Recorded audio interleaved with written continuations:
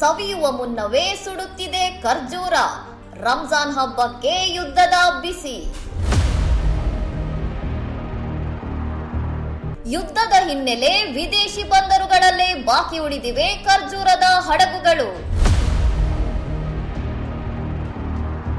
Saudi, Jordan ಮತ್ತು ಇರಾನ್ನಿಂದ ಬರಬೇಕಾದ ಸರಕುಗಳು ಸಂಪೂರ್ಣ ಬಂದ್.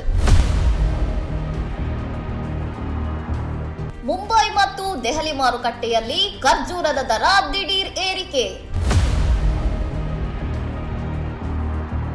ರಸೆಲ್ ಮಾರುಕಟ್ಟೆಯಲ್ಲಿ ಹಳೆ ದಾಸ್ತಾನು ಮಾತ್ರ ಬಾಕಿ. ಹೊಸ ಸರಕು ಬರುವುದು ಅನುಮಾನ.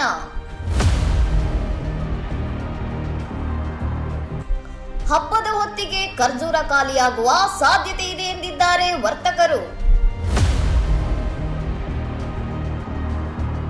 ಬೇಡಿಕೆ ಹೆಚ್ಚಾಗಿ ಪೂರೈಕೆ ಕಡಿಮೆಯಾದ್ದರಿಂದ ಬೆಲೆ ಗಗನಕ್ಕೆ.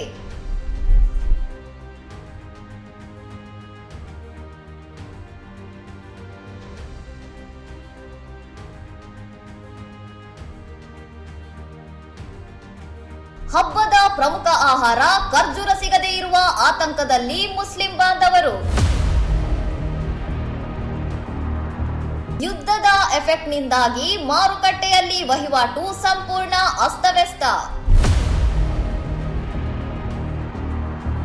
ಪ್ರೀಮಿಯಂ ಖರ್ಜೂರಗಳ ಬೆಲೆಯಲ್ಲಿ ಭಾರೀ ಏರಿಕೆ.